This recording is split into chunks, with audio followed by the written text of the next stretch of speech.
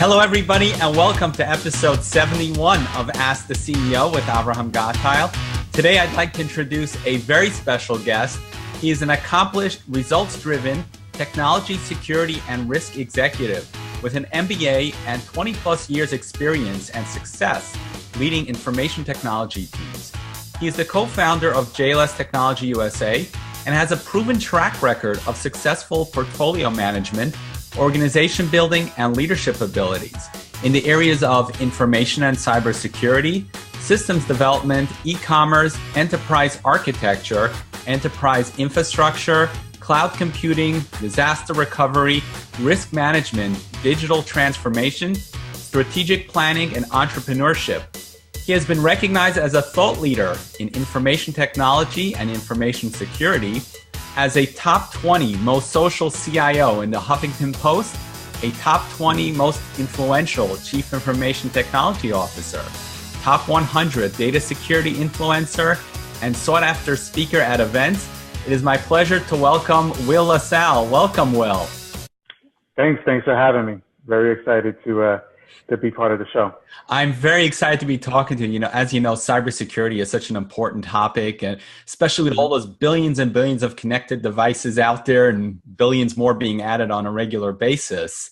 What I'm finding is that many companies seem to be downplaying cybersecurity to the point where AT&T published this article that stated that 25% of businesses would rather spend their money on cybersecurity insurance. Where's this disconnect coming from?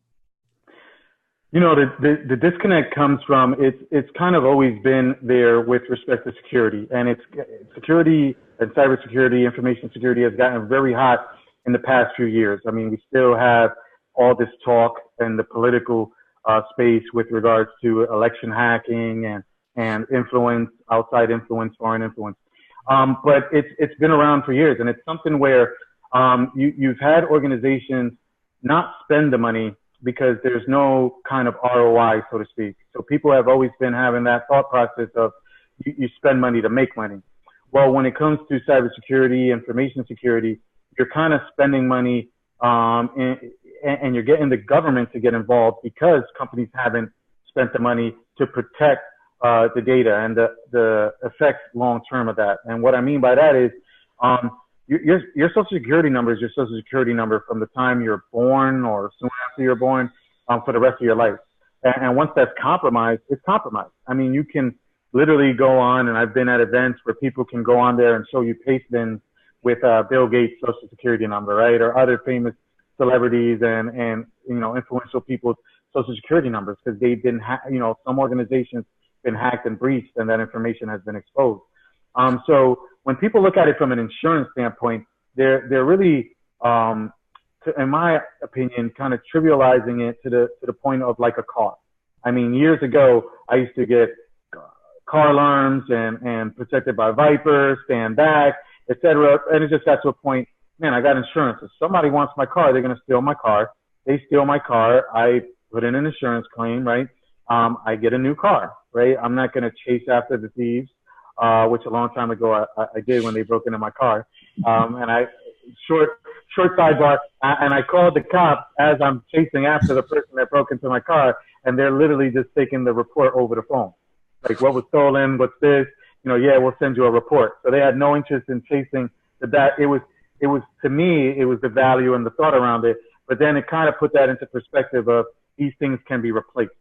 Now, the bad part that I see with the advice that AT&T is giving or saying, and the insurance companies, is you don't understand the impact. I mean, we're still hearing things over the Equifax, breach from a couple of years ago, right? We're still hearing those numbers. We heard with the Yahoo incident where it made the cost of what Verizon purchased it, right? Because they didn't understand that the breach had as much impact as it did, that it made Verizon lower their offer, right, and further negotiate with Yahoo to purchase Yahoo, right? So it's sort of you can't predict what the damage is and the ramifications and the downstream impact of that to be able to get insurance. I mean, a lot of these breaches, I mean, if Target had insurance, And then the second part to that is a company, what would make a company insurable, right? There would have to be some kind of checklist around that, so again, the organizations, yes, you would have to get insurance, but you would have to lay something down to be able to become insurable and to make sure that your premiums are, within the constraints of that cost, right? Because otherwise, I would just sit there and take the lazy way out. Oh, I got insurance. So that means I'm not going to update firmware. I'm not going to update patches. I'm not going to vet vendors. I'm not going to do security assessments. It's kind of bizarre to me if that's the advice. I think it's a solution. I think it's something that if you need that kind of insurance just in case, a breach happens, so you can pay a computer cybersecurity firm to come in and do analysis or, plug the holes that have been opened by the, bad actors, then, I can understand it. But if somebody's strategy, if a CISO's strategy is to simply just get cybersecurity insurance, then they shouldn't be a CISO. Yeah, I agree. And it's bad for business because if you think about it, from the company standpoint, okay, they're protected. Their insurance payout is going to cover whatever cybersecurity solutions they need after the fact, to close the barn door after the horses escaped. But what about the customers? The customers are looking at this and going, wow, so my social security number is going to be compromised, and that's going to be haunting me for the rest of my life. But he's protected with insurance. And, that seems to me like a really bad business decision. Yeah, it's a very bad business decision. And it also, knowledge is power, right? So your customer base, as they experience these kind of things and they see that, oh, wow, you're just, you don't care what happens to me. You don't care about my downstream impact, right? You just treat me as a customer, a little notch. A number. A number. And you had some of that negative pushback with Facebook recently as well, right? And then it gets magnified when you get people like Elon Musk or something like that say, we're just completely coming off of Facebook, right? Because we can't trust them. And I think that's one of the biggest things is if you can't trust these people to secure your data. So you get this regulation that comes in, right? Like GDPR in the UK, in the EU, which really ends up magnifying that fact that now you got the government intervening and it's creating kind of regulations, and corporate entities are sitting here saying, oh, wow, we got to do all this stuff. But it's kind of where it's protecting the consumer, right? It's protecting the consumer, protecting their data. Because like I said earlier, some of this stuff, like you were saying, I got hacked now. Somebody sits on that data for 3 years. This company had insurance. Now somebody strikes 3 years later, and I'm wondering. My wife, sometimes we live down in South Florida, which is like, fraud capital of the world, so to speak, right? So she gets hit with credit card fraud often, and we call the bank, reverses those charges. They do an investigation. They reverse them. And what the bank does is send us a new card. But my wife, she worries so much. She goes, what happened? How did we get this? And I told her flat out, I'm like, hey, we could never know, right? It could be an organization that somebody's advised them, don't even disclose the breach, right? That they've been breached, because if they disclose the breach, all of a sudden that company's going to go belly up, right? I mean, I, for one, am interested to see how long Equifax is able to last with that breach, and be able to be a partner to not only corporations, but also in their business model where you can get credit monitoring, et cetera. Especially when you hear how the breach happened, in terms of lazy passwords, right? Lazy admin passwords. Admin 1, 2, 3, 4. Yeah, and no patch management policies, right? Or you have it in writing, but you're really not, executing against it, right? You're saying what you do, but you're not doing what you say. So I'm interested to see what transpires and if they're still around. For sure. And it's interesting what you say about many companies that get hacked don't even disclose that. So Equifax was unfortunate in that everybody found out about them. How many more such companies out there were hacked and that we don't even know about? Oh yeah, I mean, and I've advised and I've consulted on a lot of engagements. And, you know, you hear something and now it's become kind of cliche, right? With how cybersecurity has gotten so hot the last 3 to 5 years. But before it was something where I used to tell people, hey, it's not a question of, if, you know, or when. You may have already been breached, right? You may have already been hacked. You may have already had, bad actors, you know, do things or leave back doors or whatever like that, whether it's an internal threat, external threat, or a vendor threat, right? Or, you know, bad practices, right? You got people, you don't have an awareness program, and you got people that fell for these Nigerian scams and have clicked on a phishing email. And you mean they didn't win $20 million and had their money deposited in their bank account? Yeah, they haven't, man. They plugged in their credentials. You know, listen, I get this stuff all the time, right? And you'd be shocked at some of the people, which is, it's even in the security space, right? So it's people with a lot of those letters after their name, right? CISSP, you know, GRIC, whatever kind of, you know, credentials. And it ends up they'll sit there and they'll forward an email and say, hey, you know, is it okay? Did you guys send this out? And it's like, man, that looks really good, but yeah, I don't think, you know, that's us asking you to, you know, fill out that DocuSign or something like that, right? So they fall victim to these and they open those back doors. And when you have the mindset of these bad actors and what they how they operate, right? They can accumulate these credentials, right? They can sit there and systematically start elevating and playing around and elevate their privileges, gain access to other systems while they're in the systems. And this could be a multi-year effort, right? So, you know, they can download a little bit of data here, download there before they sit there and really are caught. I remember I had incidents where, you know, you're monitoring, and these people are just little by little trying to brute force attack, right? And if we don't have the things in place, right? So whatever, every day they may be trying 10 passwords a day, right? Just to stay under the radar, so to speak. Just to stay under. And then when they get in, you know, they're constantly elevating. So this thing ends up being where, you know, I had one incident where I said that, and I came in and I was doing an assessment, and we did the assessment, and then we realized that some of the gear was end of life. We were going to rip it out, etc. Once we started ripping out that gear and we went with a whole nother vendor, we were able to identify that there was, and it was either done maliciously or done by a vendor that did things stupid, but you know, the rules and the access control list was in place, was in a way that it actually was open to everybody as opposed to, you know, closed to everybody. So in essence, you know, people even on the public Wi-Fi would be able to get into the back end system. You know, and you're talking about the same thing, how you're talking about data. You know, at that point, when did this happen? How long has it happened? Was any data compromised? To do all that research would cost so much money that the organization just chooses to stay here and say, well, we weren't hacked. Let's just assume we weren't hacked, as opposed to erring on the side of caution, assuming we were hacked and records were compromised. So again, you don't know, right? Because now we've moved beyond that. We've replaced infrastructure.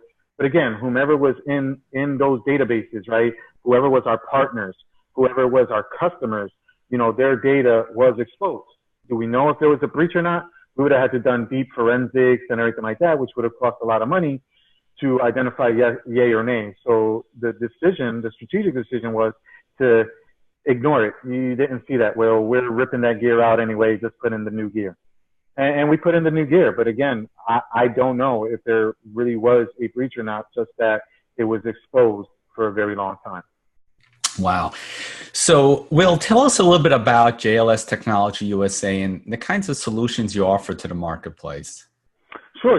So at JLS Technology, what we offer is we do a lot in the digital transformation, executive recruiting, and social media management. You know, especially around cybersecurity and governance, risk, and compliance, right? So a lot of the services that we end up doing is helping organizations improve their security posture, right? And put in a security program. A lot of them do it because they see the fear mongering that's going on, and they realize it. A lot of them understand that they've kicked the can down the road. And a lot of them really just do it because they're coerced, right? Meaning with some kind of compliance or regulation that's coming down the pipe. So they sit here and go, okay. And usually with those, you know, they kick the can down the road to absolutely, and they see something like, oh, X organization was fined X billion dollars, right? And what I normally tell organizations in that space is, listen, these government organizations that exist to enforce these regulations exist for a reason, right? They have to, in order for them to exist, and they have to find people that have violated, you know, et cetera. A, to make examples of them for other organizations, but B, to justify their own existence, right? So if I'm an auditor for an organization like that, I'm going to go through things with a fine-tooth comb. So you have to put yourself in that mindset and fill out the checklist, you know, and make sure that you have this and make sure that you can answer any of the questions that they come around with. Now, that's again, because you don't want to get hit with, you know, slapped over the wrist and get hit with a fine. The reality is, though, people should be doing this and organizations should be doing this because they really do care, you know, and you'll notice that a lot from me where I say care and relationships. They really do care about their customers. They care about their partners and care about that trust and that symbiotic relationship that's built with them. So the reality is people should be doing cybersecurity and implementing these things because they care, right? They care about their customers, their partners, their vendors, their organization. It really shouldn't be that they're forced. I mean, that sounds like, you know, when I'm talking with my kids, right? And I'm trying to build them up into, you know, upstanding citizens and adults in the future, you know, and it's like, don't clean your room because we're telling you to clean your room. Clean your room because you want to clean your room because you want to have a clean room and you can find all your stuff, et cetera. So it's sort of like, I think organizations should be doing cybersecurity, really maintaining the cybersecurity posture because it makes sense and they want to continue that trust. Because again, the past 2 years, we've had an election in contest, right? Because, you know, where people are contesting it, I mean, because of the threat of outside bad actors that have influenced this kind of election, right? So if we have that kind of passion, we should have that kind of passion for our internal organizations and our customers and partners. Yeah, I agree. And I think that the culture will determine who's ultimately going to be successful in the industry. Because if you think about it, again, going back to the consumer, I would rather deal with a company that has a culture of putting the customer's needs first and taking care of the customer because they care about it, rather than the government holding a gun to their head and telling them, you better or else you'll be fine. Because on the one hand, if you care about the customer, then no matter what loopholes exist within government regulations, you'll always be protected. But exactly, if you're being forced to do it, well, it's, you know, sort of like people speeding on the highway, right? You know, as soon as the cop is gone, well, guess what? Everybody hits the gas. Exactly. Yep, well said. So, Will, telcos and contact centers are especially vulnerable to hacking due to the wealth of personal customer information that are contained in their databases.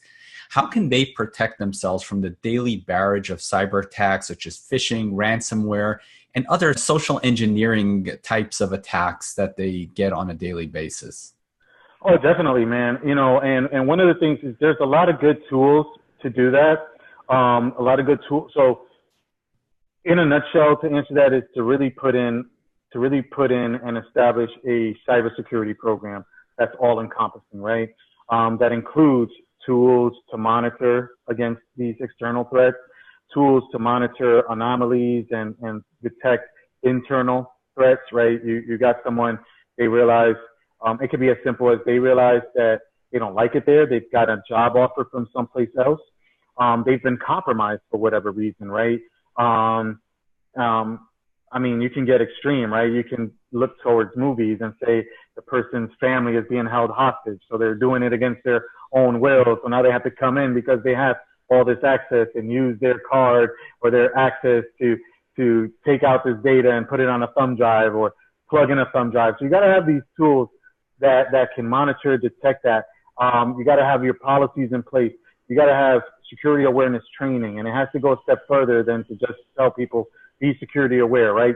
Get up from your seat, hit Control Alt Delete to lock your thing. Don't write your password or don't make your password. It needs to be a little more than that. Than like we said earlier with the phishing attempts, right? Where we can simulate that, right? And reinforce good habits. So we can simulate a phishing attempt, see who exactly has clicked on it and what they have done, and then come back and not beat them up over it, but come back and send them, hey, we got to send you to training, or hey, this is what you did wrong. You know, when you see these things, and we can measure, analyze, and improve, right? Using, if you want to use some kind of Six Sigma DMAIC, right? Define, measure, analyze, improve, control. You know, your policies, your procedures, your standards, everything to kind of just make it where your cybersecurity program is as healthy as possible. And you have those mechanisms in place, right? Because sometimes the breaches can be done inadvertently. I mean, you think you got the best. I've done a lot of work in airports.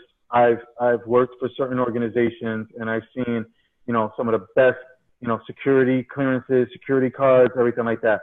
And unfortunately, just recently, a couple of days ago, we had the incident in Seattle where somebody literally stole and flew off with a plane, right? I mean, and it's a person that had clearance that apparently was also taxiing the plane, you know, beforehand. So you look at things like that. So even when you do all this stuff, you got to be able to really have the mechanisms and things to expect the unexpected. And I think that's where, because at the end of the day, it also becomes a cat and mouse game, right? You can have all the best tools, you know, and the bad guys get access to that too as well, and they can reverse engineer, or they can figure out your best policy, your best processes, and sit there and say, okay, well, how can I circumvent those, right? And again, like I said, I mean, you can look at movies for the extreme, right? But sometimes, you know, reality is crazier than even the movies, right? Yeah. And how things happen. So let's talk about another security topic. We're all familiar with the ubiquitous blockchain, and everybody's jumping on the blockchain bandwagon. What are you seeing out there with regards to people leveraging blockchain for security? Great question. And I actually work with I'm actually an advisor to a blockchain startup that is currently in stealth mode. And what we are working on that side is kind of an identity and access management platform and background check. I'm trying not to, you know, spill the secret sauce. Background check and verification in the blockchain, right? And with that trusted ledger type of technology. What I've seen as far as use cases, you know, and that's a great question. Early on, everybody was all, you know, blockchain, and mostly in the finance space at first, right? And that's because with the Bitcoin and all that kind of stuff. So a lot of use cases in the finance space. I've advised a lot of healthcare companies, and I worked with a startup that has kind of changed their focus too. They were originally going to combat healthcare fraud, and now they realize that again, verifying the person, right, is something that's critical, and being able to utilize the blockchain. My full name is Wilfredo LaSalle. I thought it was pretty unique, except I'm junior. And then I went and I Googled or went on Facebook, and I see other people named Wilfredo LaSalle in the world, right? So I'm like, wow. But what I'm getting at is, if there's, you know, one of the things that I've seen, and I don't know the exact statistics, is where you have a patient that shows up in a hospital and they're administered the wrong medication, right? They're allergic to this because they can't identify the person has shown up unconsciously. You know, again, you can look up the person's record, let's say, even if they have a driver's license, and it'll show Wilfredo LaSalle, right? But what if there's, you know, I'll give you a more common name, you know, and down here in South Florida, you know, you have Jose Cruz, right? There's got to be maybe just 1,000 alone Jose Cruzes in South Florida, and what if that person's allergic to a certain medication and they've come in there? So being able to think about something that's this ledger that's kind of, it's untamperable with, right? That we can have the accurate data up there, and being able to cross-reference something like that for identity verification, I think is a great use case and something in the security space, right? And there's other use cases that I know about and I've heard about in the financial, realms and everything like that. But when it comes to security, I think really the practicality with blockchain technology is in the IAM space. Now, are you finding that there are AI-based tools being introduced to the market for security? Oh yeah, definitely. I've worked with a couple of them, and that's a great question too, because, and I was just having a conversation about the other day around this. The thing so it's well known, right? I read a statistic the other day that there's 75,000 job openings right now that require a CISSP. So 75,000 openings, give or take a couple of hundred or whatever like that. I'm evening out the numbers here. And there's only 73,000 approximately credentialed CISSPs, right? So when you look at it from a standpoint of, that's just talking about CISSPs. So we look at SOC analysts, right? Security Operations Center analysts and people manning these SOCs. And we talk about 24/7, and it's a global economy, right? So we can't think just 9 to 5, Monday through Friday. We have to be watching the doors and watching the data 24/7, 365, 366 during a leap year, right? We have to have that mindset. There's just not enough people. There's not enough cops, right, to maintain control. So the thing is, and then when you talk about the data in and out, right, you got organizations that create terabytes of data a day, daily, right? So with AI and with a lot of these tools that are coming out with AI, it really can sit there and automate the tasks, condense and be able to process this data for large organizations. I'm sure the Googles, the Apples, the Microsofts of the world have this in place already, to be able to make it where you got the concentrated version of logs and events for the security analysts to be able to go through. And with that artificial intelligence, be able to detect even anomalies, right? Be able to, one thing that I had a very brilliant chief engineer, chief architect that I worked with at a startup. And we talked years ago, 3-4 years ago, we talked about electronic smart cars, right? And what he said was, which was spot on, which opened up my thinking, like, I like that.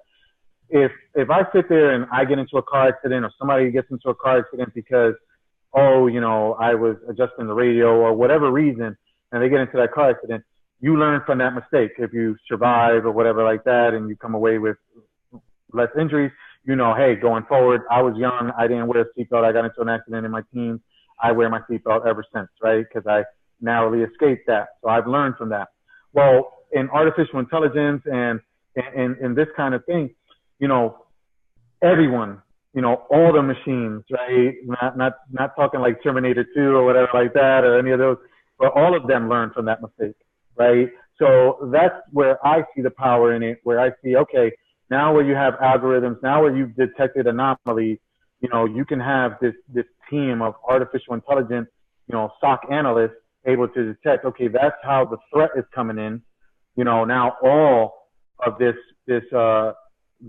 SOC and all of this artificial intelligence driven, algorithms, et cetera, learn from that, know from that, and can thwart that, as opposed to even with the power of the internet, you've got the human factors in it. Who's adjusted their own trainings. You have, this person might have this certification, but do they really believe in continuous learning to continue to learn? Are they keeping track of all the bulletins that come out to be able to know this is the new threat vectors that are coming in? As opposed to, if you integrate artificial intelligence, you satisfy that standpoint where they all learn, but at the same time, you satisfy from a training and from a standpoint of, you don't have enough people, period. So now if we can create these bots, these artificial intelligence driven software applications or whatever, now you can sit there and go through all that data and find the patterns, anomalies, or the actual threats that are occurring in real time even. And I think the value add for that is going to be the fact that those can be integrated into business specific applications as well. Oh, definitely. And you got incidences where, you can, you have a lot of people talking about DevOps and the whole thing now where you're getting into DevSecOps, right?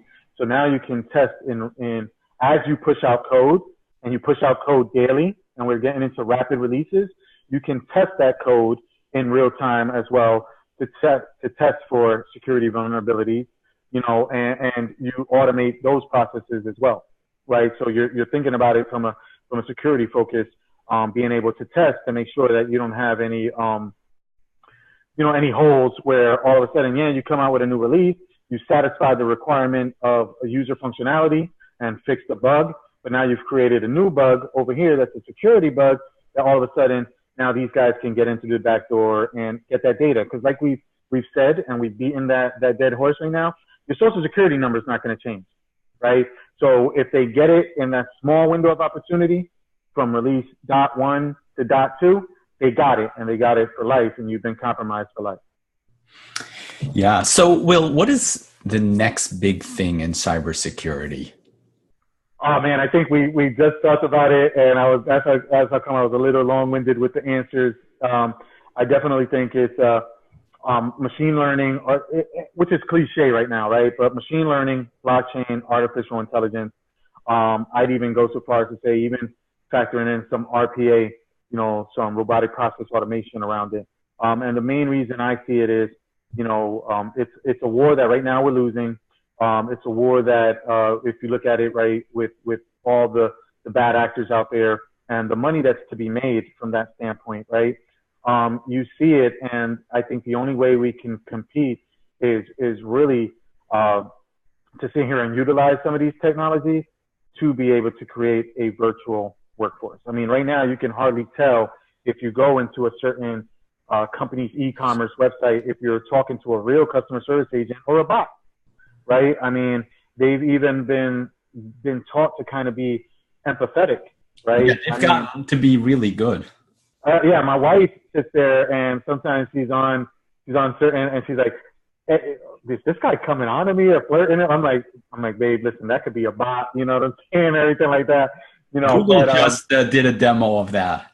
Yeah, so it's like, wow, but it shows you that, if this kind of technology, we can have it, then yes, we can have coverage 24/7. We can have the monitoring. We can automate this. We can ingest, because the data is only going to keep growing and growing and growing. And right now, with the shortfall in cybersecurity talent for all those open jobs, it really, we really need to start thinking, okay, yes, build up the workforces. Definitely, we have to build up the workforces. I think everyone knows that, and that's low-hanging fruit. But also some technologies that they can have in their tool set to be able to look through, terabytes of data. That's only going to get bigger and bigger as we do more and more technologies ingest this kind of data. And like you said at the beginning of it, we got billions of connected devices, and even more so, right? Everything's going to be connected. Everything's going to have an IP. Everything's going to be able to phone home, so to speak. Let the back office know that they've been tampered with, or let the back office know that a part is failing and the part miraculously shows up with a drone, in your house, right? I mean, I have an alarm system that it runs on batteries. I don't have to run wires, and the alarm system, lets the place know that the batteries are running out. They let me know and place the order for replacement batteries, and I get the batteries here at my door before they die. And I just think, as we do things like that and we evolve, and technology continues to evolve in that manner, we really need to take advantage of these tools to help continue to wage this battle with bad actors that are trying to steal that data. For sure. So, Will, how do people connect with you? Sure. People can find me, the main place they can find me participating in chats and just really microblogging, so to speak, and tweeting is on Twitter, at LaSalle. That's probably one of my favorites. But you can also find me on LinkedIn, Instagram, and Google Plus at WLaSalle, WLASSALLE. Or they can email me at will@jlstech.com. Perfect. I'm going to put that in the show notes so people can just click on it and get right to you. Awesome. Great. Will, do you have any parting words of wisdom that you'd like to share with the audience? Sure. And it goes back to earlier what we were talking about too, right? One quote that I really like, and I can't attribute it to anyone, so I'm sorry I can't give the person credit, but it's, people don't care what you know until they know that you care, right?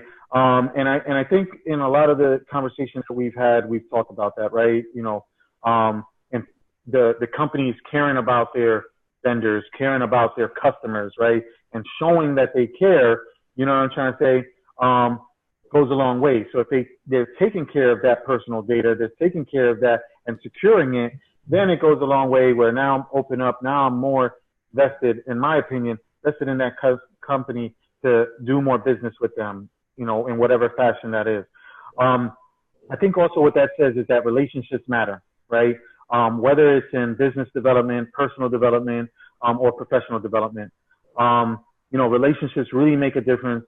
And in my opinion, can make or break your business and or derail your plans or goals, right? I mean, if you have a lot of if people sit there and say, "Wow, you're an organization, or you were the head of an organization, right, that didn't take into account security and you compromise hundreds or thousands, of people's personal data," it's going to be real tough for you to start a new company, right? Especially where everything lives on the internet. Start a new company, for you to sit there and sell a new product, for you to sit there and even go into an organization and they can sit there in a background check or you're notorious, right, or infamous for it, where you led to a cybersecurity breach, it's real tough, right? So I think if you go with that mindset, it's, I guess, a play on the golden rule, right? Do unto others as you would want others to do unto you type.